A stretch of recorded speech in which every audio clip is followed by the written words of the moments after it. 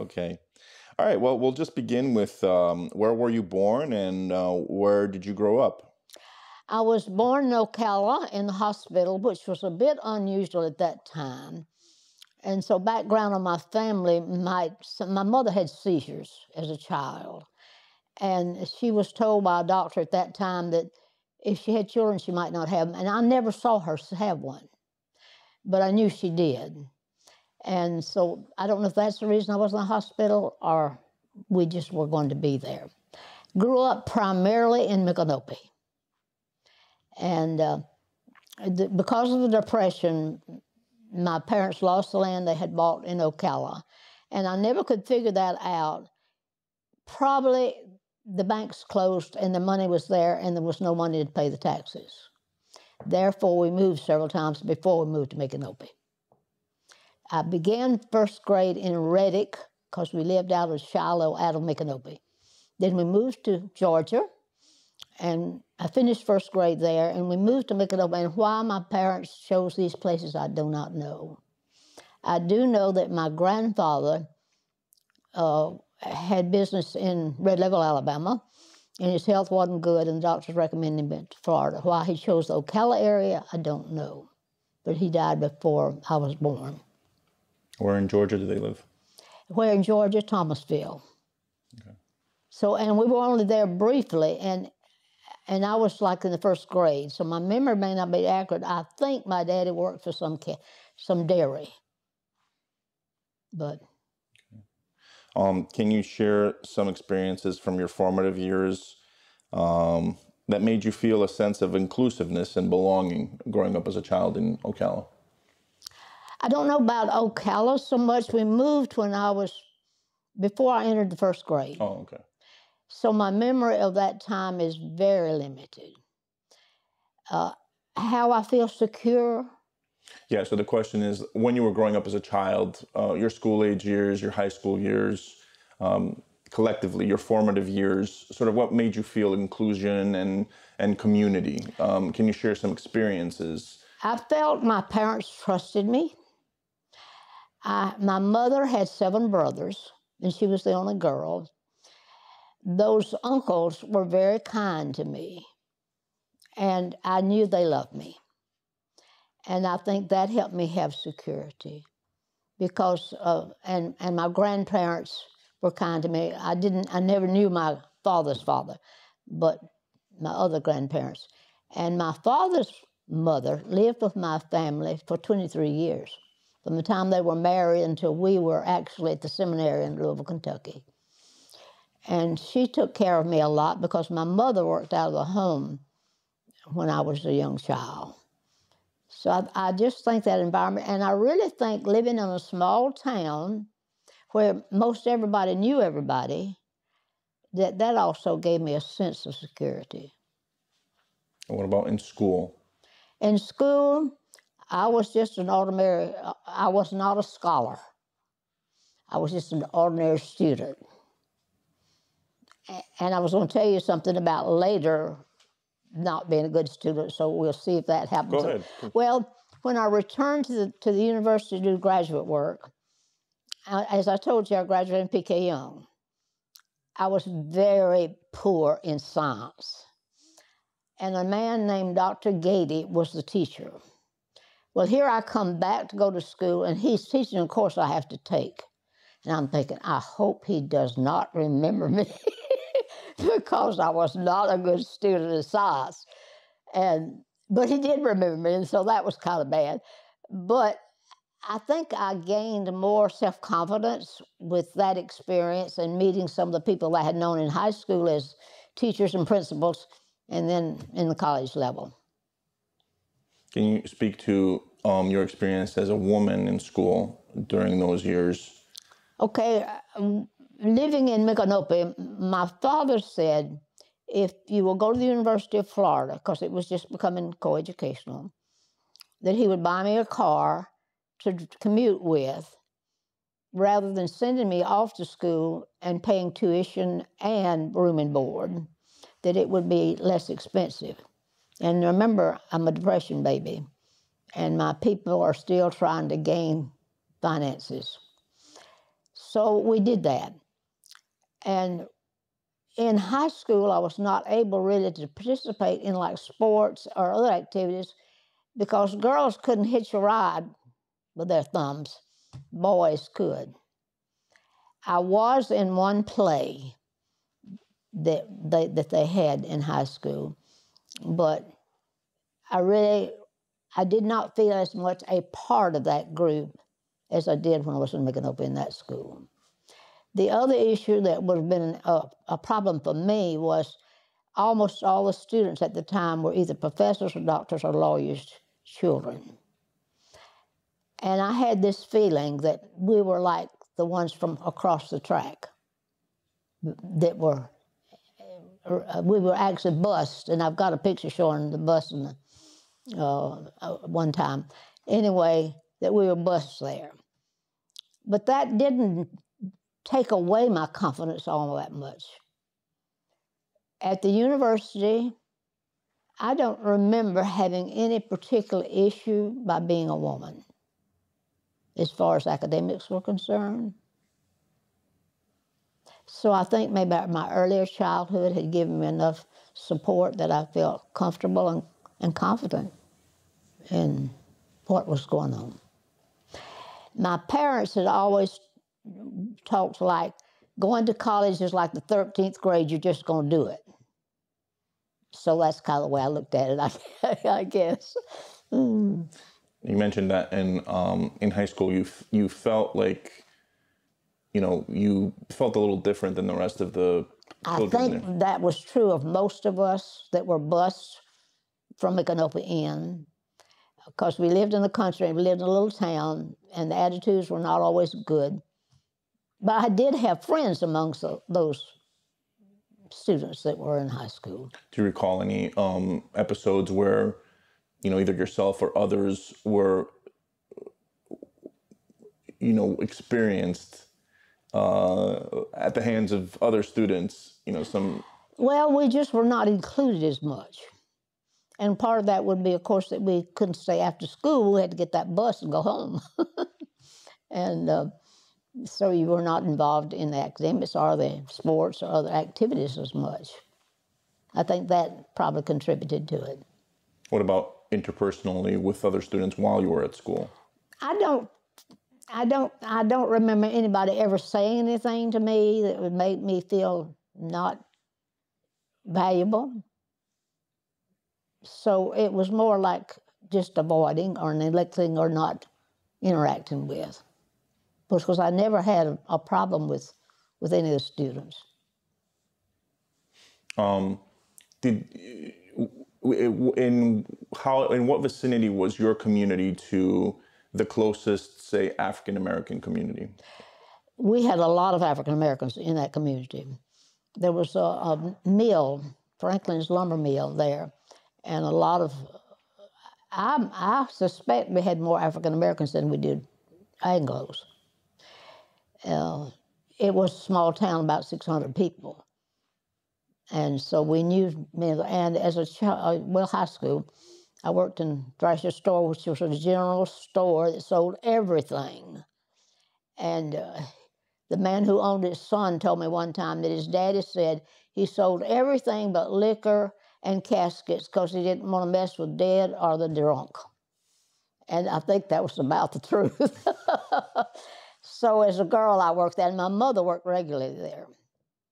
So. Could you speak to sort of the relationships between the Anglos, as you said, and the African American community there? Oh, I remember that my mother loved to do helping women, black or white, select material for dresses. They had to order the patterns, and then they needed whatever they needed, like thread and buttons or zippers or whatever. She endured that, and it didn't matter the color. I think that was her favorite thing that she did there. She did have a black woman who did our washing. No washing machines at that time. And she worked not 8 to 5, but more like 7 to 7 or 6, a longer day. So she didn't have, and she worked on Saturday as well, didn't work on Sunday. So there was an African-American who came and got our clothes and took them to her house, washed and ironed them, and brought them back. And I do not know what she was paid. And there was a little girl there that I played with, and I have known through the years that by being white, I had more advantages educationally and socially than she did.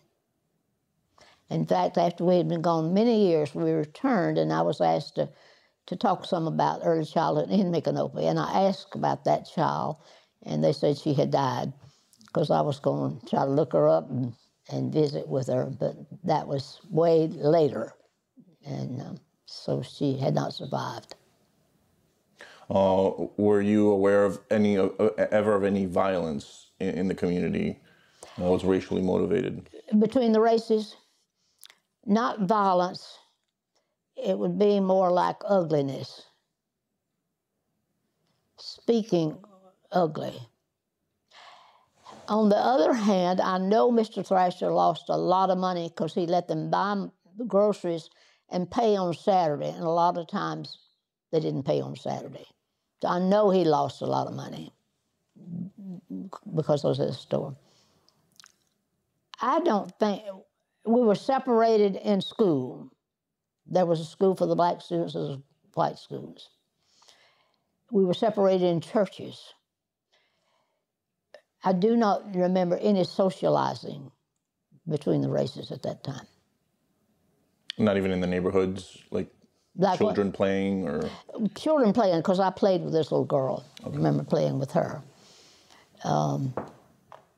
But as far as like having meals together or going someplace together, I do not recall any of that. Okay. Can you speak to sort of your family's background and settlement? You know, where were your grandparents from, maternal and paternal? Okay, they moved from the Carolinas to Georgia to Alabama. That's pretty much the way. I've done some genealogy search, and it's been a real blessing to me. And everybody's so cooperative, I just have to say that. And so I do not know how my mother and father met, because there were 5 years difference in age. And as I was growing up, you and maybe it's still true, you only pay attention to people about your age. You don't mess with those that are older or younger. and so I don't know how they met. But my mother's father was a farmer.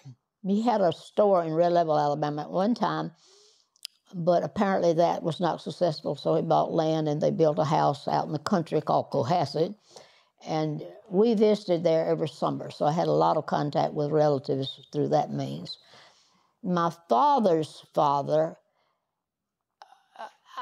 he dealt in land matters, buying, selling, and leasing, and I think had a sawmill based on pictures and information that I don't know for sure. I know that my mother said my father's mother was a good businesswoman, and I have tried to figure that out all my life, why she said that. And her mother dealt with land, bought, sold, and leased land as a woman, as a married woman, and she did that in Alabama and Georgia. So I researched that and discovered some of the things that she did. Is that the kind of thing you're wondering about? Yes. And anyway, then my father, as I told you, had one brother who died when he was quite small. So he was virtually an only child. And so his father then had a cotton gin in Red Level, Alabama. And that's when his health was not good and they moved to Florida. Okay. There's a lot I could tell, but I don't know how much you want to hear. I was curious if they shared with you any stories. What stories did they share with you about any interactions they had with African Americans? Okay, one illustration, and looking up on the census, I discovered that there were 2 black couples whose names were on the list with my grandparents. Later, I found a deed where they had sold that man, one of those men and his wife, land. And that's probably, well, my grandmother, though, had a first cousin who wrote her letters and talked about visiting their grandparents, and he was a doctor and a farmer, and they, I guess, had slaves.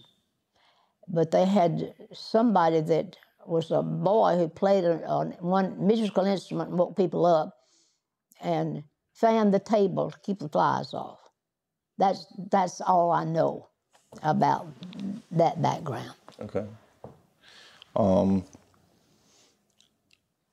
Did they share with you any stories about their life, you know, as farmers, as businessmen? Did any stories about their lives get passed down to you? They have not shared many, like buying the land in Ocala. I just know that happened, but my father nor his mother really ever talked about it, and I didn't have sense enough as a kid to ask questions or listen. And I regret that today. But the main thing that I've seen that they've done had to do with the purchase and the selling and leasing land. In Alabama, they leased land, my grandfather to my father and his brother-in-law for turpentine. You remember when turpentine was useful? And so they had the trees for a certain period of time, and it was based on the amount of turpentine they got for the pay for leasing the land, as I understood what I read. I'm not sure. I do know that life as a farmer was not easy. There were no vacations. I mean, you can't go off and leave the chickens and the cows and the horses without somebody to feed them. And so my mother's family, I don't know that they ever took a vacation. I know they made occasionally went somewhere, but I don't know that both of them would be able. They never had a car. I think my other grandfather, my Walton grandfather, maybe had the first car in Red Level, Alabama. And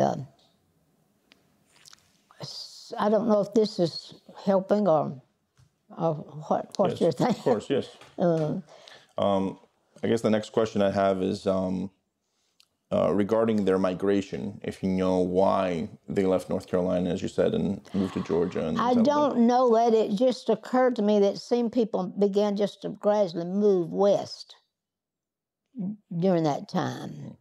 But why they did, I do not know. And now we're talking about grandparents' generation, now, right? Yeah, and before that. And before that. Okay. But maybe 2 generations back, they would have been in Carolina. And I don't know where they landed in to begin with or much about what any of those people did. And you mentioned that your parents, you know, had hired someone to wash clothes for them. Was African American. Was there other help in the house, and what was the relationship? No. Okay, so can you speak to sort of the relationship you had with that woman? We did not have any household help. Oh, okay. So this was for the business. My mother worked in the store. My grandmother lived with us, and she kind of looked after me and helped with the housework. Okay. But. So you mentioned the African American woman who washed. Was that at the store that this woman? She came to our house and got the clothes and took them to her house. Okay. All right. And she was paid a wage to do this. Okay. And do you remember her name? I do not. Okay. I was curious also if you could speak to your experience at UF and what it was like going to UF as a student during that time. This would be in the 50s, right? Well, I graduated in 50. Okay. So started in 47. Okay. The year it became coeducational. And I understand there were 601 girls and a little over 8,000 boys. The total enrollment, I guess. One problem I had was if we had tests at night, then usually my mother rode with me to Gainesville and sat in the car while I took the test. So that was a difficulty for them, but I guess they were thinking of my safety. And I do not remember any discrimination that I received being a woman in classes at that time. I think the course that meant the most to me was entitled Logic. And my memory, I was thinking in the morning, I keep thinking Dean taught it, but I could be totally wrong. The one thing I remembered from that is he taught us theory is not truth. There's a difference. And I guess I needed to know that at that time because that's one of the things I remember. And then for student teaching, we were in Norman Hall. That's where P.K. Young had been. And that's where the University of Florida's education department started. I don't know where it is now. And we were not that many. I would think probably 20 would be an excess number to say that we're in teacher education. And at that time, they did not want you to do your student teaching in the town you lived in, which I can understand. But at that time, my husband and I were married, and we lived in Newberry, and they sent me to Stark for half of it. And they put me in a class with another education student, which I thought, this is not good. I shouldn't have to go on that long distance, because you travel slower then, the roads are not as good either, the cars are not as good. But we rode together, and she and I were in the same class, and the supervising teacher from the university came out and said, which one is doing better? Give her a B and the other a C. And I thought, how can you determine that with that? We did half of it there, and then half of it I did in Lots Way, which was closer and easier. But I did work in the teacher placement office during much of my years at the university. Dr. Striplin was the head of that office at that time, and it too was in Norman Hall. And what I did was typing and filing. So, can you speak to, you mentioned your husband, sort of your relationship and how that occurred? How did you meet? And how did I meet him? Well, I told you I lived in Micanopy, little town. He was a student at the University of Florida. He'd gone to Illinois. We're Christians, and he was going to do some work with the Christian community. Got sick, his appendix ruptured, and he was in the hospital. They sent telegrams to his parents. They got the second one, the surgery was okay, before they got the first one saying what the surgery was. Anyway, they sent him then to Ridgecrest, which is an assembly where we meet and a lot of times in the summer, to rest. Well, he gets this letter from a pastor of our church wanting him to lead singing. Just let me tell you, he's never led singing before or since. But he agreed to do it, so I met him at the church. I was actually dating a boy who was in med school in Emory at the time, but my husband won out. So we dated for a year and then got married. And his parents gave us, and there's a picture of a little home that, I don't know if you can call it a mobile home or not, because it didn't have a bathroom. It did have a kitchen. Wasn't very big, but that's what we lived in. And then he was asked to be the pastor of a little country church on the other side of Newberry, so we moved over there. Can you speak to sort of what was life like in Newberry and the community there? What was life like in Newberry and the community there? It was a small town, but not as small as Micanopy. It's grown a lot. They actually parked our trailer and built a cover over it with a bathroom and a living room on somebody's yard there. The Fords, I remember the name of the people. But it was just a small country town. What was the racial makeup there? What was the racial makeup there when you were living there? Most of the people we were working with were farmers. The church was out from there, and it was a farming community. A great group of people, what we considered country people. They were kind and thoughtful, and we have remained friends with those people till today with some of them. Of course, most of us are dead. I say all my friends are gone, but anyway, we loved living there. But we were not there too long because we graduated and then went to seminary in Louisville, Kentucky. Okay. How long did you stay in Newberry? It was just a matter of months. Oh, okay. It was. And then in Kentucky? Then to Kentucky 3 years. Okay. my husband was in the seminary, and I taught first grade in Fern Creek, Kentucky, for 2 years, and then we were expecting. And back then, if you were a woman expecting a child, you didn't teach school. Can you speak to that a little bit? How did that make you feel, not being able to continue your career?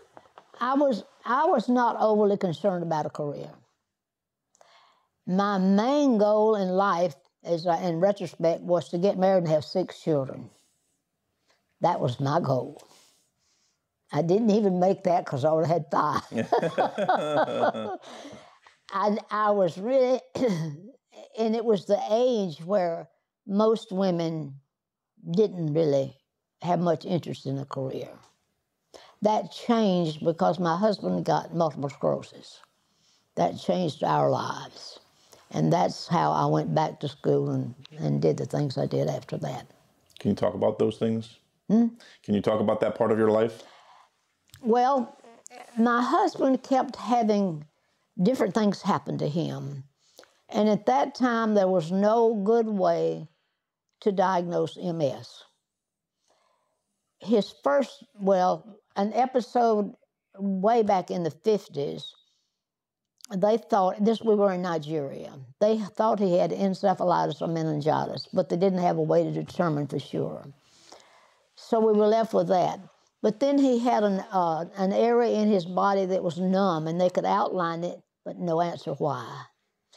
So we kept having those issues until finally, it was actually a female doctor with another mission group who diagnosed him, but sent him to our hospital with an internist who forwarded him then to a Nigerian hospital to be sure it wasn't a brain tumor.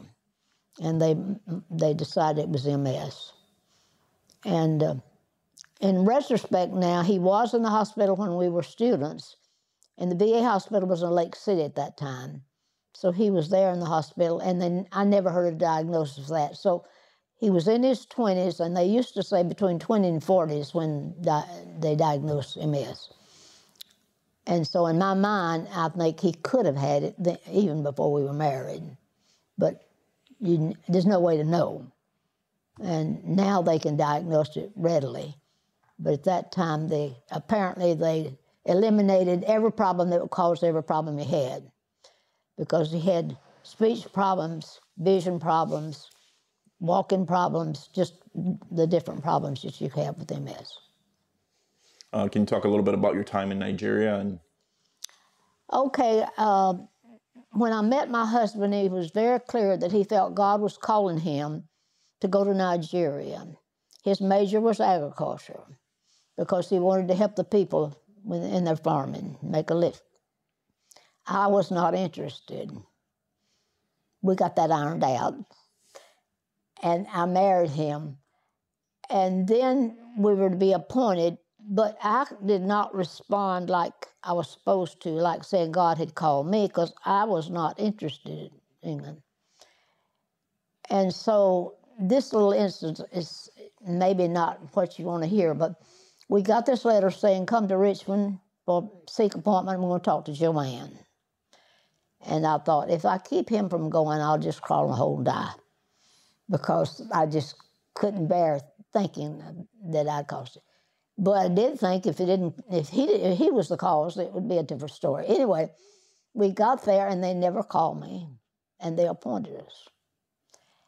And I was perfectly satisfied going. In fact, I still consider that to have been our home.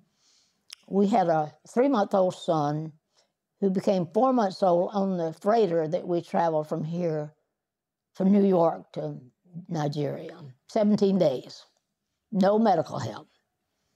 And people have thought, well, you were just stupid that you would do such a thing. But anyway, I don't think I was homesick only one time, and that's when my maternal grandmother died, and all my family was here but me, and it was just about 6 months before time for us to come home. So, and I had fear very seldom. The country was a good place to live at that time. We who were there during those days say it was the golden time to be living in Nigeria. That's not true now. But then everything went well. I was happy there. And I had 4 children who were born there. And I enjoyed the work that we did. We moved several times. I don't know the names of the states now. They were regions at that time. There were 4 regions. And we lived in 3 of them. We moved fairly often, but you got to get acquainted with another group of people. And so that was interesting. And both of us thoroughly enjoyed it. My husband had a great deal of difficulty adjusting to not going back. So that tells you how much we were committed to it. The work that I did was primarily with women and children, helping them learn how to be able to do things that they couldn't do. Most of the women couldn't read. So, I also taught in the Bible school we had for young men who want to be pastors, taught them English and some other subjects. And I was happy with that. And I think God blessed us and blessed the people we worked with during our time there. And so it just enriched my life. It helped my children in a lot of ways. In fact, my son, my oldest son, and my husband and I were invited to speak at a church one time, and they asked him, how was education different there? He said, well, for his science project, he put together a baboon, the skeletons of a baboon. Well, where in America would that happen? Because they killed the baboon and buried it, and then he put it back up and put the bones back together. So it was different, and I think they learned about being poor, being wise economically, and being appreciative of what we have is part of the thing. And none of them have ever voiced to me disappointment to have grown up in that country rather than America. So.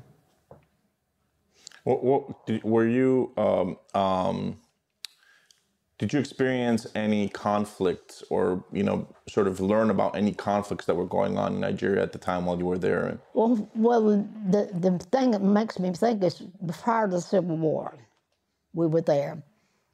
And the Igbos from the east and the Hausas from the north were in conflict. And the Igbos from the east were accused of killing some of the northerner government and religious leaders. And we thought immediately there's going to be a problem. So that's when they started what I was telling you about, the book of sending the Igbos back to Igbo land, the east, and the northerners back to Hausa land, trying to separate them. But we didn't know where we stood, the expatriates. We were never in danger. 2 British people were killed, but they were at the wrong place at the wrong time. I don't think it was ever meant to kill anybody. It was really between the 2 tribes. And now we call them people groups instead of tribes.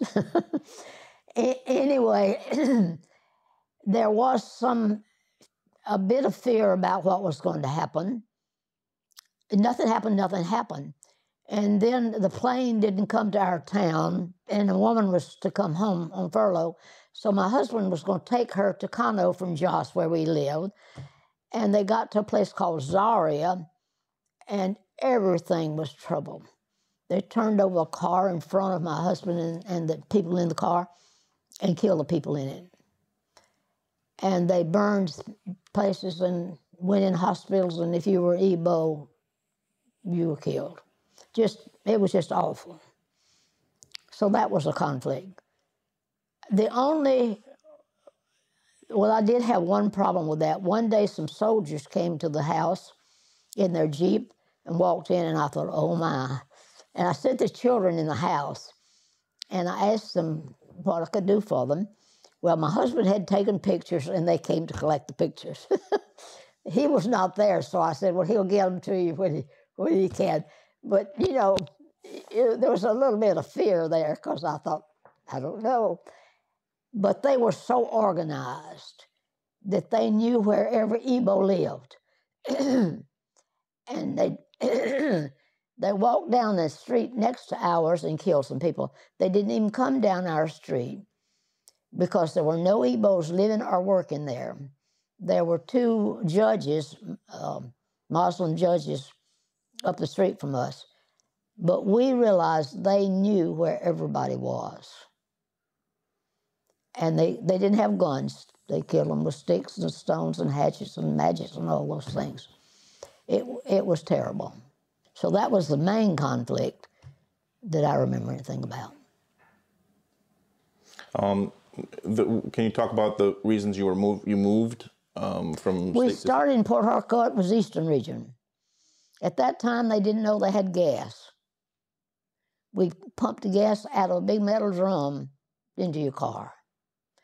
Then we moved north to study the House of Language.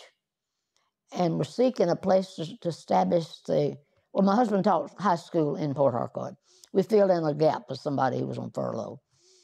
And then we were studying the language and looking for a place to begin agricultural work. Then it was furlough time and back. And then we moved to Kepi, which is also in the north. Then later we moved to Abomashaw, which is in the west, and that was where we had our main hospital. We had a seminary and a hospital, a leprosy settlement, and a church, the orphanage for children. It was a big station with a lot of things, and we were there. And then we moved to Jos, and that's what I considered home for me. And so we lived in different places, did different things. For a total of how many years were you in Nigeria? Pardon? How many years were you in Nigeria? We were on deployment 21 years, but we were home the last 2 or 3 years because they sent us home. My husband spent 9 weeks in the hospital just before we came home. And so they sent us home. We didn't know what the future was going to be. He got better and was actually able to pastor Northwest Baptist Church as the first pastor that's there near Buchholz, here in Gainesville. So we could not renew our visas in America, so the board allowed him to go back and renew the visa in Nigeria at the end of the year, thinking we'd go back. But then he had other health issues, and we were not able to go back. And so it was during this time we were home that I started back to graduate school. And what did you go back to school for? Well, we knew that in his condition, he would not be able to earn a living for a family of 7 of us, 5 children.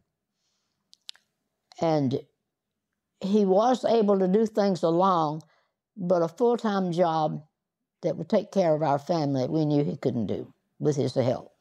So I went back primarily to renew my teaching certificate, because at that time, if I remember correctly, every 5 years you had to get 6 hours of credit. And of course, I hadn't done that through the years we were in Nigeria. And so I went back, and I taught first grade. I told you in Fern Creek, I loved first grade. It amazed me how much those children learned in 180 days. And so by then, though, I'm up in my 40s. And I'm thinking, I don't know that I could manage first grade again and be as active as you need to be. And I just sort of gradually kept going and got my specialist, and then I got my doctor's in education. And so then I will look for a job on that level, and got one, and we moved to Texas. So you have a somewhat unique experience of UF, University of Florida, pre-integration and then post-integration. Can you talk about the differences between those two? Well, I know that it's not logically good to get everything from the same school. But in my case, I didn't feel I had the choice. That we were here, we'd always kind of used Gainesville as home. And so there was no sense in moving somewhere else for me to go to school. My children had changed schools and all that. So I just stayed there. Actually, I didn't see the amount of growth and understanding about teaching that I would like to have seen. In fact, in one class, I just couldn't hold my tongue, I guess. I said, I can't see where we've learned much. We've just changed the names of things. in education. I won't say that about the rest of the college. I don't know about that. And so they said, well, hopefully we are going up the spiral higher with it. But I don't remember there being a great deal of difference in my experience. Okay. What about relationships with students of color in the university? At first there were none. So well, there was a boy from Egypt that I met that I knew a little bit, and there were some Orientals. My husband, I think, roomed with one of the first Oriental people that came, and if my memory is correct, he was asked if he was willing to room with them at that time. So there were, in my memory, I do not remember many international students. Undergraduate. Graduate school, of course, there was. You say Orientals, do you remember where they were from? I don't know. I want to think China, but I could be totally wrong on that. And what about in your second stint at UF? Well, by then, yes, they were students that were from different races that had, and I didn't see any problems with it. Okay, so you didn't witness or hear about anything that occurred in the 70s that... The only thing I remember that bothered me, I took one course I didn't need to take because I was interested in that field, and these students were all so young, they were going through all the problems I had long since gone, and I thought, oh my, do I have to sit here and listen to this? I do not remember any. I remember working on some committees that we had, or groups, as I guess call them, with different nationalities. I didn't have any feeling, and I don't remember anybody expressing any problem. But see, we'd been gone so many years. Things in America had changed without us really being very knowledgeable about it. What about in the neighborhood you were living in? Then or now? In the 70s when you came back? We lived actually over on 10th Avenue, which was primarily white people, I think. And then we moved to a house up the street. My mother was with us, and we needed to get settled someplace, and it had an in-law suite in it. And I did have a black couple from church that we invited to come visit. And it did cross my mind, would anybody pay attention? But of course, I don't think they did. I think we had adjusted to that to the extent nobody would think anything about it. This community is not overly integrated. It has students, and in fact, when we moved in this community, we were so welcomed, I said, I know why. It's our gray hair, because students were moving in. And they preferred old people rather than students. So I have not had any problem with integration. I have understood where they are versus where we are and the difference. But when I was in Dallas, if you'd had student teachers teaching in Dallas from any of the universities, you met with some person from the Dallas Independent School District, and it was a black woman. And I had a good relationship with her. And in fact, when I went back to visit later one time, I called and talked with her. She had been very kind to me. My husband had been in the hospital again, and she visited several times. And I really appreciated her kindness. And so as far as integration is concerned, I don't see it as having been much of an issue for me. But that's probably my background. Now, I wouldn't say that's true of my parents or my grandparents. Okay. Can you speak to that a little bit? Well, I asked one of my grandmothers to write some history about her, and she tells about somebody that was still living that had been a slave and seeing him. She spoke of him in a very kind and loving way, but that reminded me of what had transpired. And then in my genealogy searching, I have found evidences of slaves. Or it's my interpretation, if a lot of names are listed that is not your surname, it must have been of slave years ago. But those people I never knew. I mean, the owners of them, so.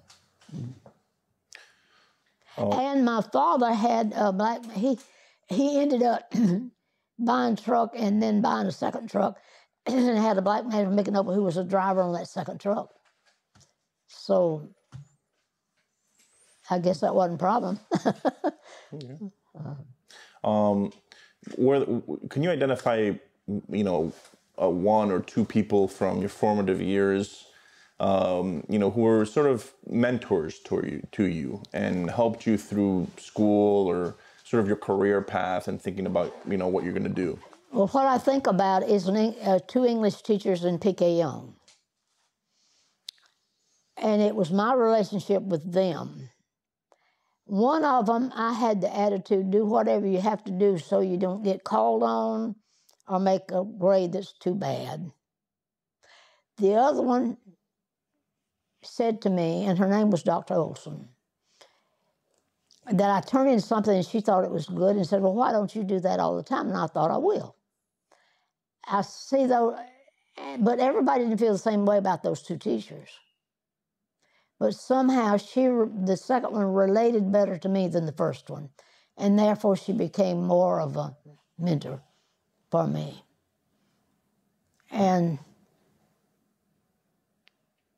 I really can't think of a lot of people. I do remember the names of some of my teachers in elementary school and some of the things when I got in trouble or when I didn't. But I don't know that I thought of them as I want to be like them or they want to help me accomplish whatever. And I'm an only child, so I don't know if that has anything to do with it or not. I did think that I was not a spoiled brat. But I felt that I was loved and cared for, and they were interested in me and they wanted the best for me. And that was primarily my family, I guess.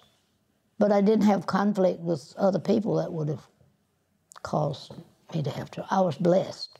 I just thank God every day for how blessed my life has been.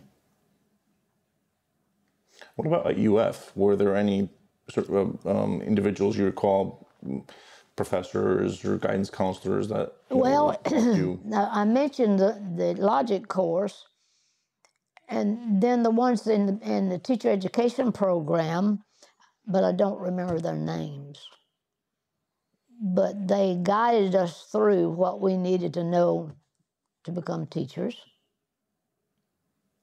And I appreciated that. I just didn't appreciate where they sent me to do student teaching. But I don't really think of anybody that was outstanding in a mentoring way for me. What about the second time around as your graduate studies? Well, I thought what was interesting is because Hal Lewis was the principal of P.K. Young, and then he was a teacher when I went back. And the university, I told you that I taught some part-time. They wanted me to say that I had already received money because they didn't want to send it back to where it came from. And I thought, I can't do that. So I went to talk to Dr. Lewis, who had been the principal at P.K. Young. And I told him what I was thinking. I said, I just can't sign the contract saying I've already gotten that when I haven't. And he said, well, that's what I would have expected you to do. And I thought, that helps. That was a help. Now here I'm in my 40s at this point in time. And so I had some instances like that related to people that I had known at high school and then knew in undergraduate or graduate work. And I mentioned Gady, and then Miss Olson in high school. Miss Rogers was the other woman, And my best friend had the opposite feeling about the two teachers. So, what motivated you to follow your career path and go into teaching? when I entered the college, University of Florida, women were primarily either a teacher, a nurse, a beautician, or secretary. There were a few physicians. I don't know that I ever knew a lawyer. That was just the fields open for you. I didn't like blood, so that put nursing out. I don't think I wanted to be bossed around by a boss and be a secretary. I had no interest in hair, but I loved children, so education. And as I said, I love teaching. In fact, I'm still teaching. I teach a Sunday school class at our church.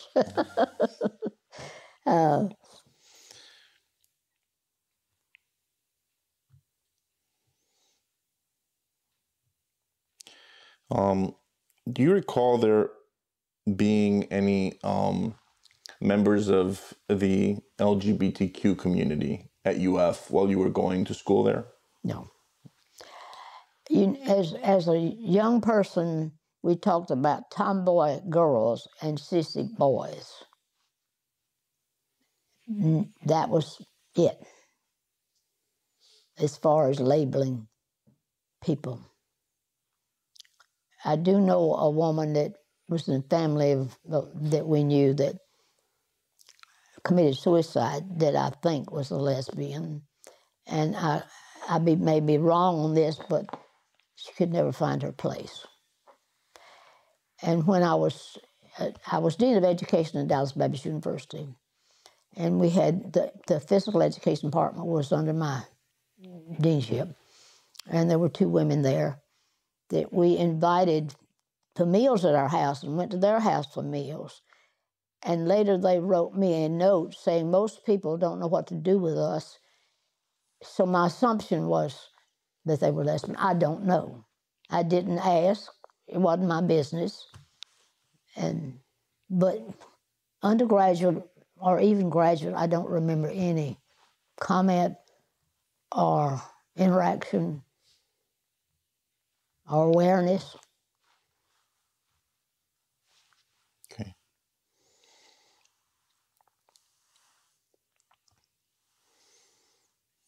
Are you familiar with the concept of allyship when it comes to African Americans, Latinos, or members of the LGBTQ community? No, I'm not familiar with that. Okay.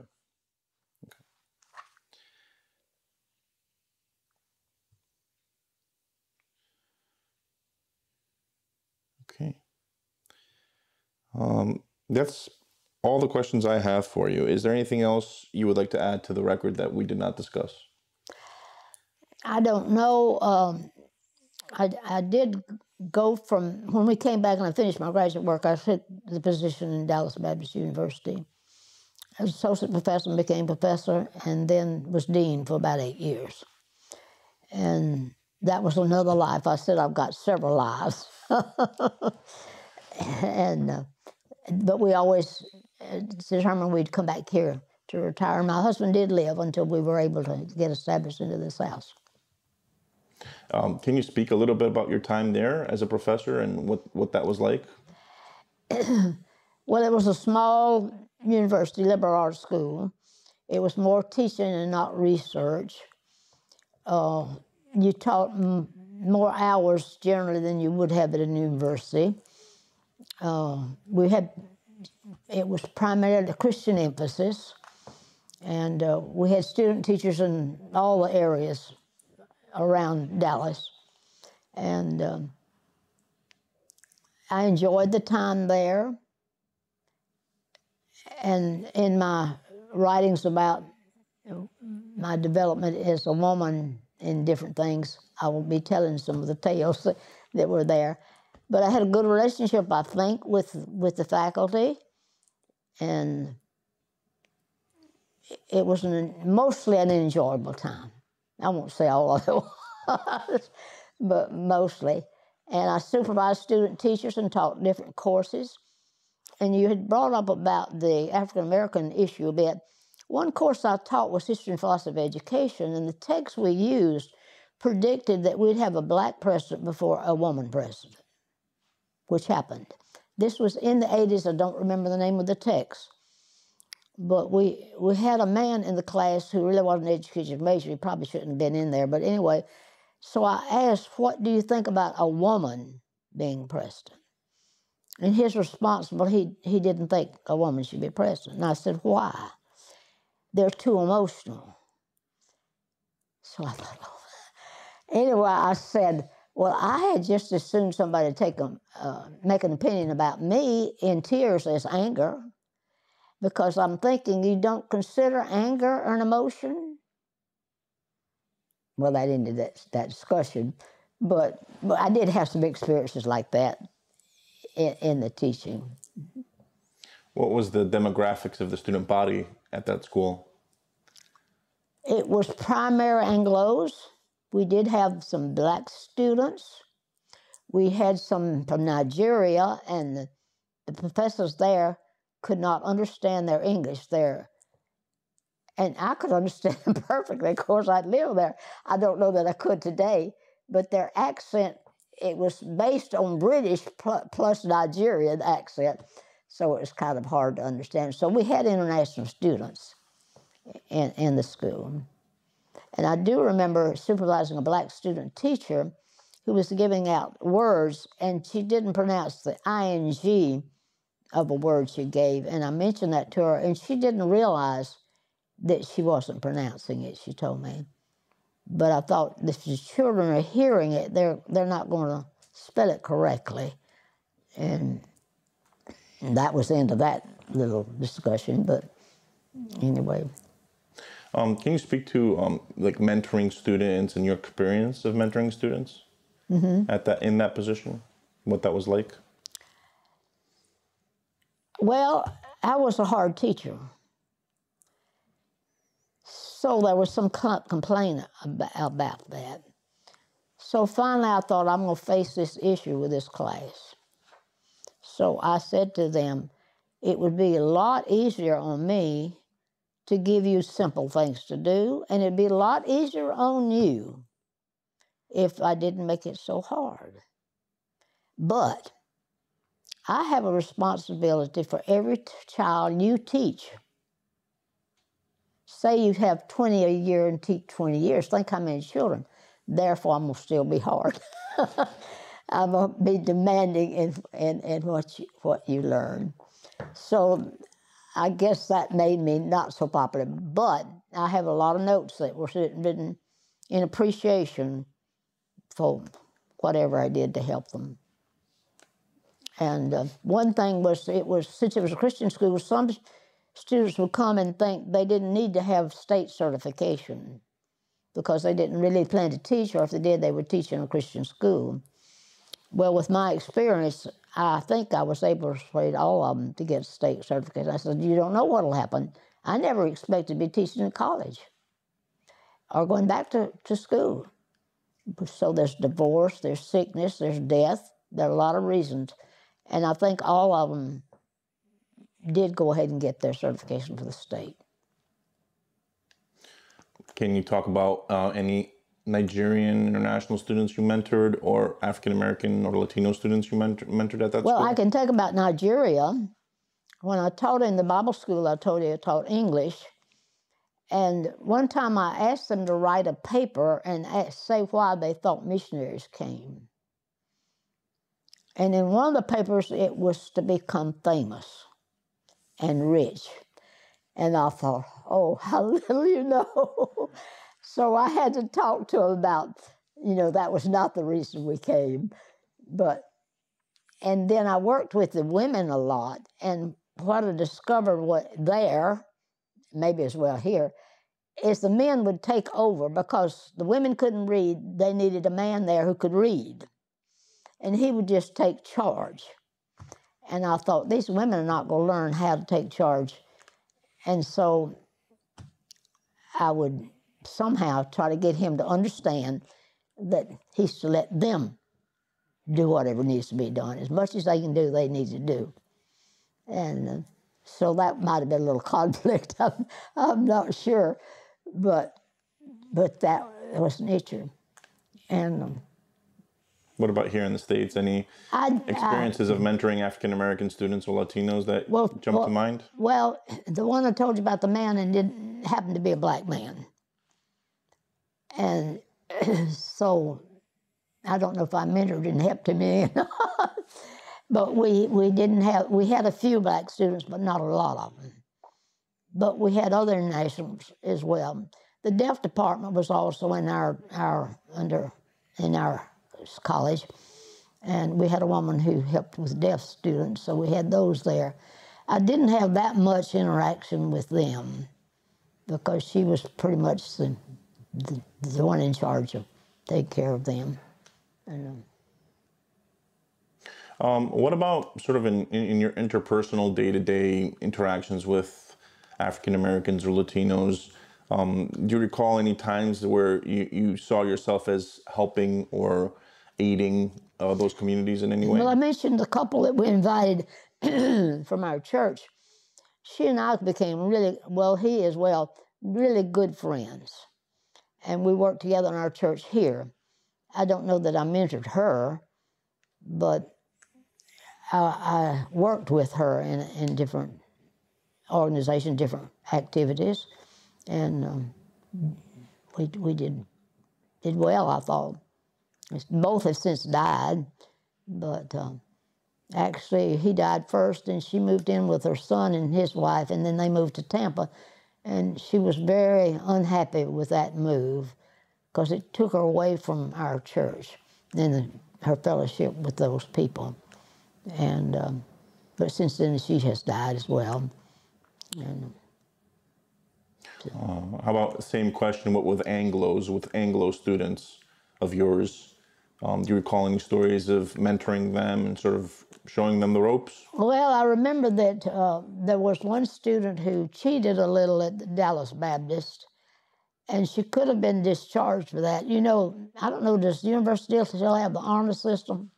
No. Okay, well, people are not always honorable.